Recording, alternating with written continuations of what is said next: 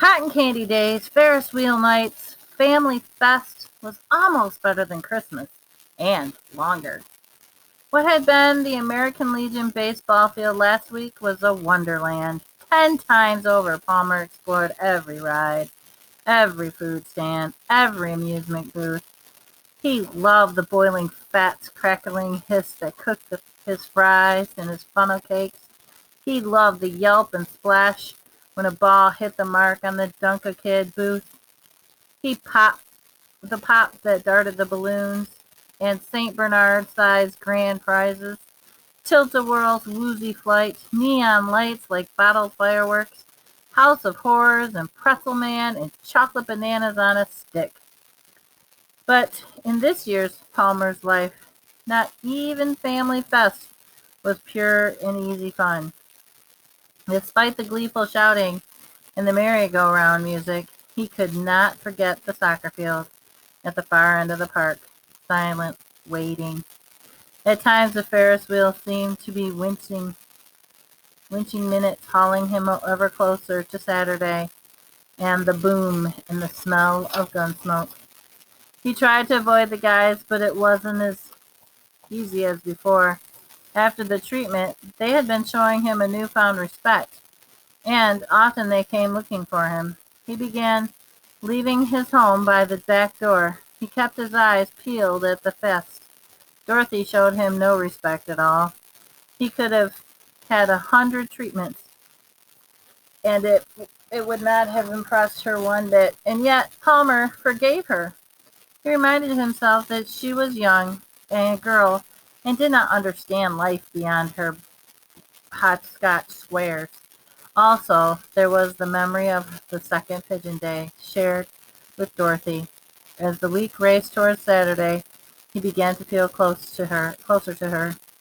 But when he saw Dorothy's face flashing in the neon lights and called her name, he only stuck up her nose and turned away.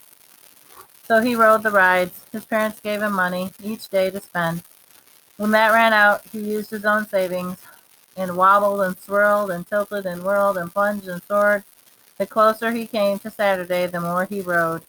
The gang, whenever he bumped into them, kept saying, "See you Saturday, Snot, 6 o'clock." They were supposed to meet at the World War I cannon. The shooting would begin at 7 and continue all day. When he was younger, this was a matter of wonderment to Palmer.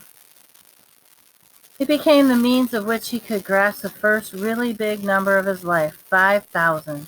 For a long time, 5,000 meant the number of pigeons you could shoot in one day, one by one.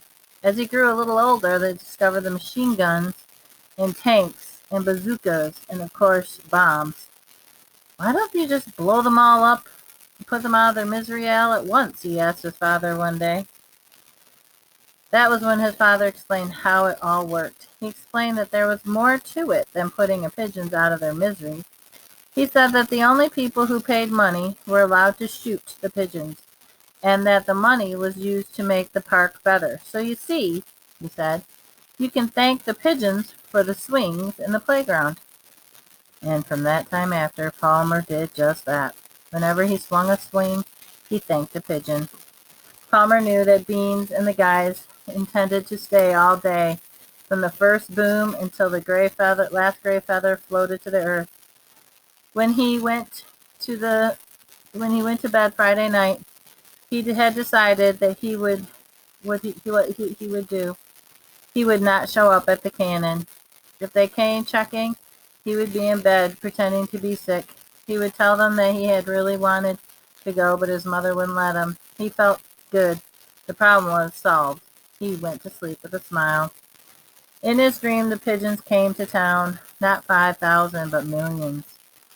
In their beaks, pinched in the edges of the rows, plucked it up and flew away with it as if Christmas tree display on a tablecloth. The only sound was the flutter of wings. Palmer wondered where they were going. They seemed to be leaving the earth behind. Ahead, all around, was nothing but space and the blackest of nights. On and on they flew. Then he felt a spot of warmth on his legs. a puff of light broke in the blackness. He began to worry. Were they heading for the sun? Were they going to dump him and the whole town into that fiery ball? The light grew bigger and bigger. A pigeon was pecking him on his rump, pecking him and giggling. He squirmed to get away. He tried to scream, but instead of his own voice, he heard another saying, "Pinch him harder! Did you get bare skin?" He opened his eyes. The light was blinding. Then it went away. It was totally dark.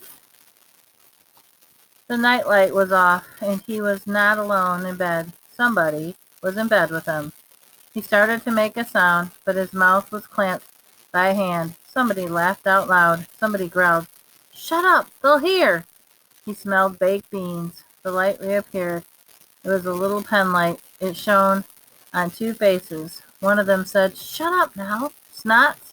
Okay, it's just us, Beans and Muddo, okay?" Palmer nodded, and then his hand left his mouth. He sat up. "What are you doing here? How'd you get in?" A glance at the window answered the question. The screen was up. His window was above the roof in the back porch. It could be done. Next thing he knew, he was yanked out of his bed and onto his feet. "Come on," whispered Beans. "We got somewhere to go." It did not occur to Palmer not to go along. Once the shock wore off, he realized what an honor had been granted to him. Imagine, a month ago, these guys ignored him except to tease him, and they snuck up into his house and climbed in bed with him. Palmer, LaRue, amazing. He turned on his nightlight and dressed. Out the window they went. From the roof edge, they slid down the plank, and Beans and Meadow had borrowed from the building's site. "Let's go," barked Beans. "Where?" said Palmer. But Beans was taking off. They were a whisper through the nighttime town. By Beans' orders, they kept to the alleyways. They trotted in file, first Beans, then Meadow, and then Palmer. The only sound was the sneakers padding on the ground. Never before, not even New Year's Eve, had Palmer been up so late. Not to mention outside. Not to mention outside without a parent. It was not like Palmer to do this. He had always been an obedient kid. Lay down a rule and Palmer followed it. He cringed at what his parents would say if they found out. But the thrill of it, the honor of it, swept all those other feelings away. Jogging through the dark, sleeping in alleyways, skirting pools of streetlights, and he imagined he was a toy soldier come to life. A toy-led soldier come to life. Following the Sergeant Beans, Private Muddo, and his mission behind enemy lines. He loved these guys. He would follow them anywhere. He wondered what other adventures awaited him in the days and years ahead. As they trotted through the park, past the National Guard Armory, they turned a corner and they were there, the old boarded-up railroad station. Palmer smelled something like animals and heard small, soft sounds. In the moonlight, he saw a second building as tall as the station and nearly as long. He did not remember the second building. He began to hear that sound were voices, and he saw the second building was not a building at all. It was a mountain of crates and soft, sleeping cooings. It was 5,000 pigeons. He stopped. Beans and Muto trotted on, and they cheered and yipped and did a nutty dance before the stacked crates. In the moon cast shadows snagged on potholes in the old parking lot that pulled like black taffy. They made their arms like rifles and barked, "Bang, bang, bang!" And a squabbling uproar filled the night. "Come on, Snots," they called. They picked up sticks and racked along the slats. They played the crates like drums. Snots! Palmer could not move. 10,000 orange eyes burned holes into his heart. He heard a wrenching screech. They were ripping open a crate. What were they up to? "Grab him! Grab him!" Beans was shrieking. 10,000 orange eyes. "Got him!" Palmer called. "I gotta go back. I've gotta go back to the bathroom." He ran. He did not use the alleyways. He ran right down the middle of the streets. The middle of the lights chased every step of the uproar of the crates, 10,000 orange eyes trailing him in that house. He ran him into the house, into his bed, and under the sheet, and into his sleep. In the morning, Saturday morning, awakening, he heard tiny popping sounds in the distance. He closed the windows, pulled the shade. He brought his TV closer and turned it on loud. Blessedly, they did not come for him. Still, to be on the safe side, he told his mother he was ill and stayed in bed all day. She looked at him a little funny at first, then was especially nice the rest of the day, as if he were really sick. She did not try to make him open the window because it was July. She turned on the fan. He watched TV. He read. He cut out the Beetle Bailey comic. His mother played cards and Monopoly with him. He did not play with the soldiers. Several times, then the light was deeply golden in the window shade. He heard the doorbell downstairs, and his mother was going to answer. She did not say who was there, and he did not ask. When his mother came to kiss him good night, she turned off the TV and opened the window, and the night was silent. Nipper. It's a doozy. These were his mother's words, as she sat with him looking at the living room window. His father called it a blizzard. Palmer called it rotten luck. It could have snowed on Christmas, the day he got his new sled, but it didn't. Nor did it snow the next day, or the next day, or the next day, or the rest of the year. Vacation days, no homework days, days that could have been filled with whistling plunges down Valentine's Hill, were filled instead with hateful frowning at a cloudless day. The new sled was a classic, polished wood, red runners, steering handles. It no more belonged to the living room rug than the Maserati belonged to the stable.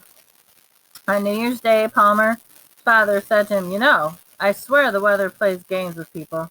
Every time I decide not to take an umbrella, that's when it rains. Maybe snow's the same way.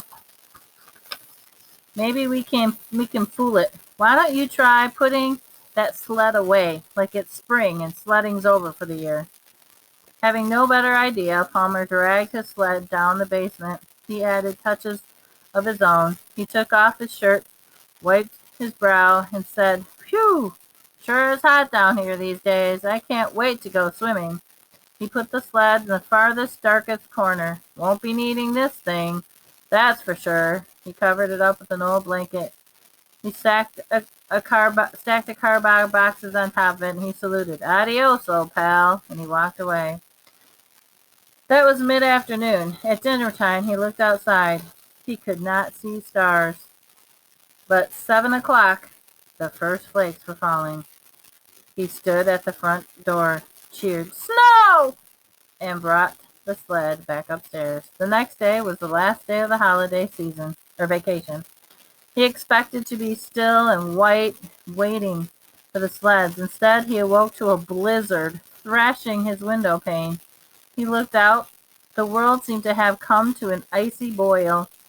He could not see to the end of the backyard. He ran downstairs. A car, molded in snow, was stranded sideways on the street.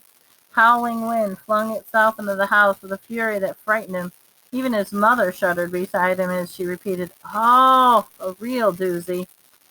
"I might as well chop up my sled," Palmer grumped. She draped her arm around him. "Well, look, on the bright side. If it's too bad to go sledding today, it'll probably be too bad for the buses tomorrow morning. I'll bet you have a snow day." She was right. January 3rd was a day for snowplows and snow boots, snowballs, snow sleds. It seemed like every kid in town turned up on Valentine's Hill. All day long, Palmer, Beans, and Mutto and Henry made a quadruple decker sandwich as the new sled sailed and resailed down the slope. That day, as the crimson sun fell below the rooftops, one weary and happy kid dragged the sled back to port. Before going downstairs to dinner, Palmer took a moment to look out at his bedroom window. He had never cared much for the scenery, yet the scene outside touched something within him. The setting sun seemed to have ladled its syrupy light over the crusted snow, so ordinary house parts and backyards in this fading moment seemed spectacular raspberry desserts. When his eyes fell on the porch rooftop just outside his window, he saw four-toed imprints of a bird, feet etched in the snow. A good thing there was no homework over Christmas vacation, for Palmer could never have managed. He was sound asleep by 8 o'clock and stayed that way until he heard the tapping. This was unusual. His mother never bothered to knock in the morning. They came right in. "Who's there?" he said, his eyes still closed, his voice barely working. There was no answer. His eyes opened. It was daylight. "Come in." The door didn't move. Had he been dreaming? And there again was the tapping. It was not coming from the door. It was coming from the window. The guys. Palmer was up suddenly, sharply awake. Why would the guys come now, in the morning, before school? He got out of bed, raised the window shade, and froze. It wasn't Beans. It wasn't Mutto. It was a bird. More to the point, it was a pigeon.